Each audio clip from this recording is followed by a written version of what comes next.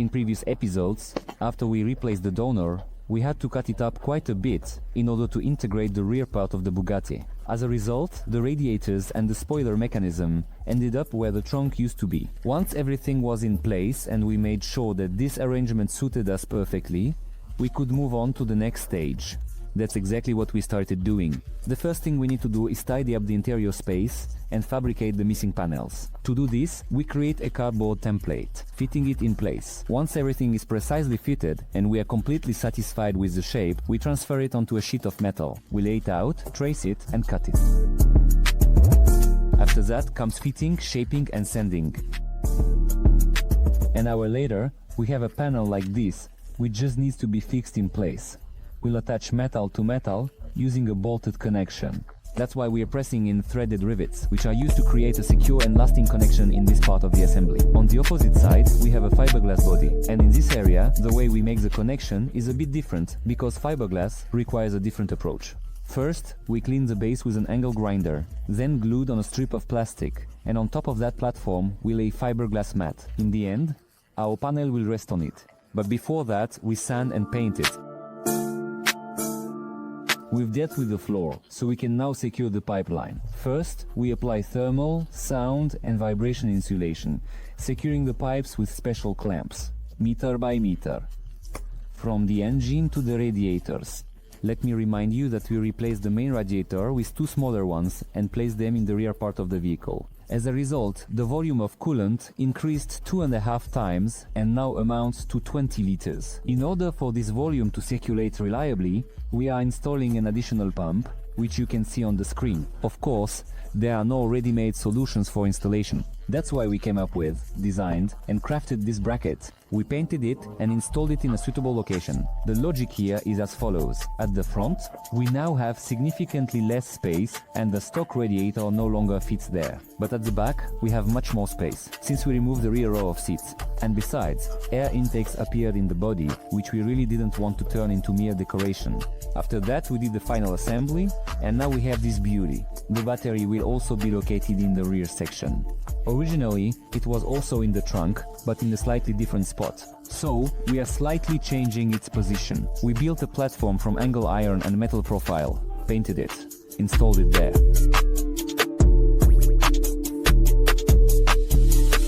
We're on the home stretch. Construction of Volgatti has dragged on for 3 years. A big package arrived. This is an air suspension kit for our Volgatti. Unlike with the Bugatti, we didn't build the kit ourselves, but ordered a BMW 6 Series kit. The V-Contactor suspension group helped us. Our task is to unpack these packages, check what's inside, and decide where to install everything. These are struts, smaller ones for the rear, bigger ones for the front. I already see the struts we have aren't basic, they have adjustable stiffness. Air suspension is on coilovers. This is especially convenient for us because we still don't fully understand the position of our body, and we'll only know when the body is completely assembled and standing on the wheels and tires we're going to use. That's why having the air suspension on coilovers is particularly advantageous for us. The first box held the struts. Everything should fit standard mounting points and brackets present. No modifications needed. All adapters are in the kit. Everything looks very neat and tidy. Is it there? It is. We've also, here we have the receiver. A beautiful brushed aluminum receiver, and honestly, I don't even want to touch it too much. It's just so nice looking. We haven't looked into this box yet, but I'm almost sure this is the control unit. Oh no, these are the components. This is a tube, and this is a heavy box. This is a moisture separator. We have the same one installed on the Bugatti. We have thread locker in the kit. These are the connection fittings, an emergency relief valve, and the check valve. This heavy item is the compressor. So, the compressor has its own tube. These are likely the wrenches for the coilovers. That's what I suspect. Yes, exactly. These are the keys to turn nuts on the coilover for clamping them down. I've never seen wrenches like these, I've seen different ones. The compressor, and these are the compressor components, filters, fittings, and replacement elements. In this box, as I assume, is the control unit for all of this. You can immediately see the manual. Wow.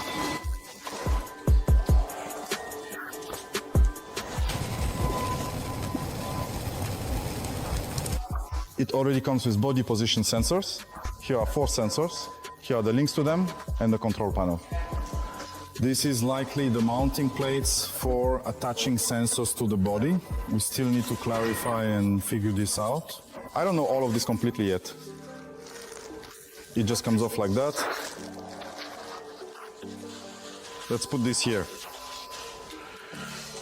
So here we have the wires for the sensors. This is the valve block, also quite something. Oh, it looks expensive and beautiful somehow. And it also comes with fittings and filters. This, I think, if I'm not mistaken, is a silencer, so that the air released from the car isn't so loud. So apparently there's even a 3rd layer in there. Well, yeah, there we go. And here is all the power wiring for the compressor, as well as the various wires and power cables for the comp. Well, honestly, I've never seen anything quite like this before. The relay kit. Well, these are simply all the noodles you need to connect and tie everything together. Looks cool. We'll be installing it. Yeah, it really does look cool, high quality and reliable. And we were once again convinced of that during the assembly process. This is a custom kit that was made specifically to our requirements by the guys at the NA Pneume workshop. You can order a kit like this for any car, with any technical specifications. These guys are real pros. I can confidently recommend them. I'll leave a link in the description. Meanwhile, Kolya removed the old struts and began adapting the new ones.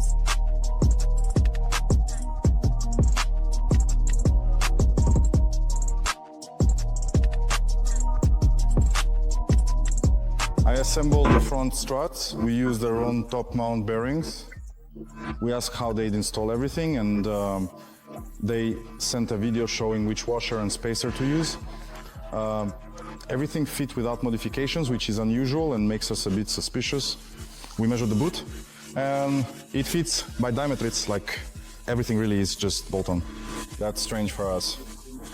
I serviced the original strut bearings. They're in good shape. We cleaned out the old grease and put in new dust covers on, all set. Installing.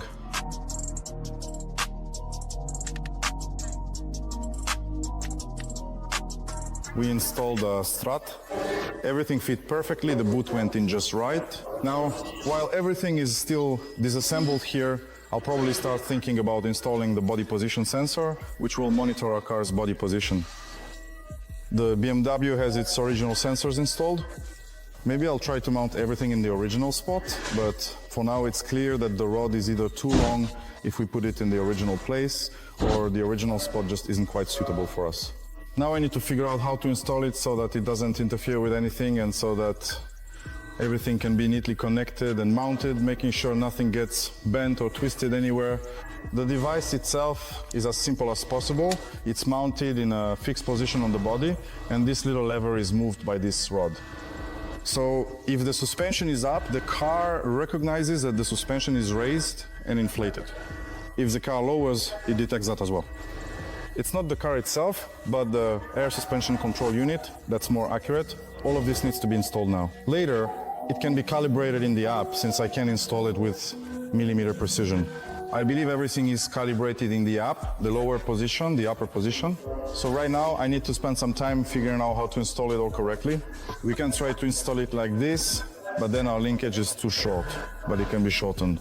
Now we'll look at all of this and figure out the best place to install it. After sorting out the installation of the struts and sensors, we move on to the next stage, installing the receiver, compressor and valve block. First of all, we position the bulkiest piece of our construction set.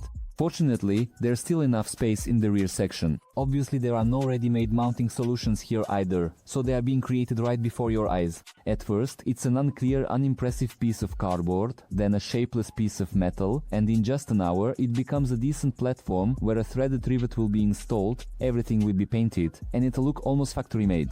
In exactly the same way, about a dozen more brackets, mounts and platforms are invented. Cardboard, marker, welding, angle grinder and of course a touch of Sanya's attention. In the end, this turnkey kit cost us 240,000 rubles, or $2,600. Yes, this is the most expensive suspension I've ever had in my life, but it's still a necessity, since there are no standard solutions for these tasks. The final position of the suspension will only become clear after the car is fully assembled and equipped, and the air suspension will allow us to set the required ground clearance with millimeter precision, which is extremely important for the overall look of the car. And now, after 2 full days of dedicated work, all of the puzzle pieces are finally in their intended places.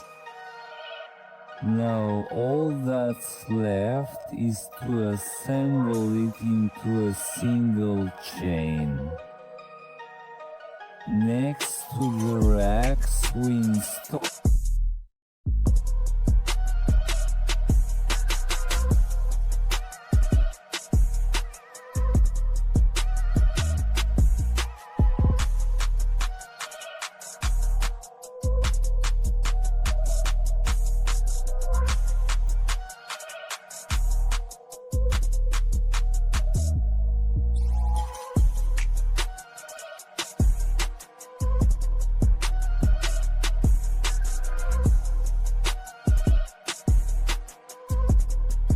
a sensor,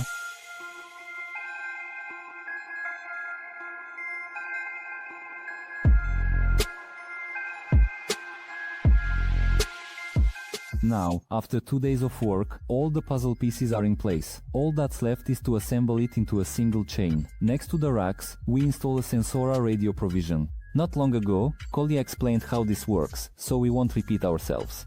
We drilled, screwed it in, and now everything is clearly visible. The next step is to lay the main line. We brought the tube over, cut it at the right spot, and connected it to the rack. To properly control this kind of suspension, a valve block is necessary. It will distribute the air, responding to our wishes and commands. Here, it's the same process. We drill a hole and lay the main line. In the end, we connect it to the block. And we repeat this for all 4 wheels. Holes, sensor, main line. After a day of work, we connect the wires, power up the system, and finally do the first test. As you can see, everything works perfectly. Once again, thanks to the Napnevme workshop for that. After we made sure that everything was connected correctly and working properly, it became clear that we could securely fasten the wiring and blocks in their places. The first thing we did was reroute the power cable. The next step was installing the fuse block. Initially, it was located somewhere in the trunk, so this part went relatively smoothly. We fitted it, marked it out, and made some simple supports using our favorite threaded rivets. We tacked them in place, welded them, primed and painted them.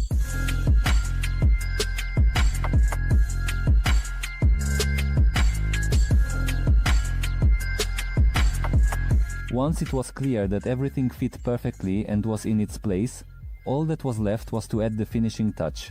We removed the receiver, mark out the area, and engrave it using our new toy.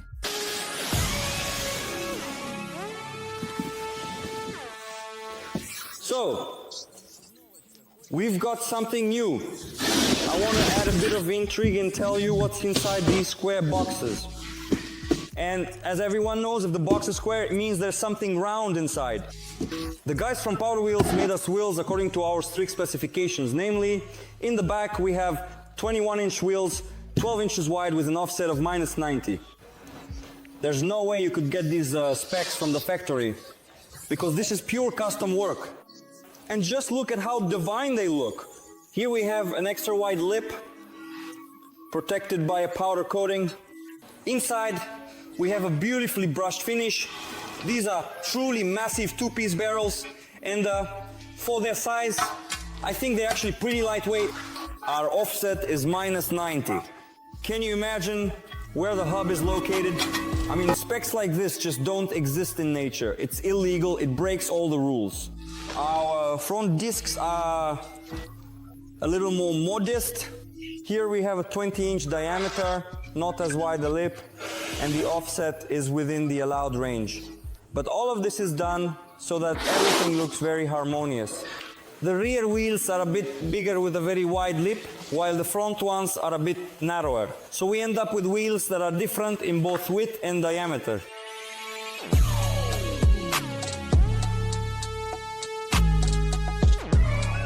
Yes, this really is a super custom project. And the only ones who agreed to take on such an order were the guys from Power Wheels. Manufacturing took a little over 2 months.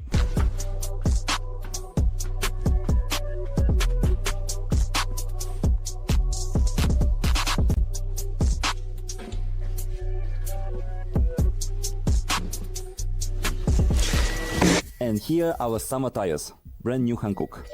In the front of the car we will have tires with the size 255/35 R20 installed, while in the rear the tires will be slightly wider, featuring the size 295/30 R21. Still warm, black and fresh tires. So our puzzle is almost complete. We already have the rims and we have the tires all set up, and now we just need to find a good tire specialist to put together and assemble this set for us. So let's load everything into the car and go look for such a master. I think many of you are probably wondering, how much did this beauty cost us? I suggest you take a seat if you're standing. So the cost of making such custom rims is 500,000 rubles. That's $5,500, but there really aren't any other options. Rims are truly a very important component. And if you try to cut corners here, you can easily ruin the entire project, which is the last thing we want at this final stage, after investing 3 years of our lives and a very substantial amount of money into it. Even Henry Ford used to say that 80% of a car's beauty is in its wheels. And I completely agree with him on that. But even if we had decided to cut costs and put something else on here, it just wouldn't have worked, because discs with such parameters simply do not exist. And to install some standard options, we would have had to order 10 cm spacers, which would have turned the car into yet another monument. But our plan is to get a fully functional car, which we will try to legalize.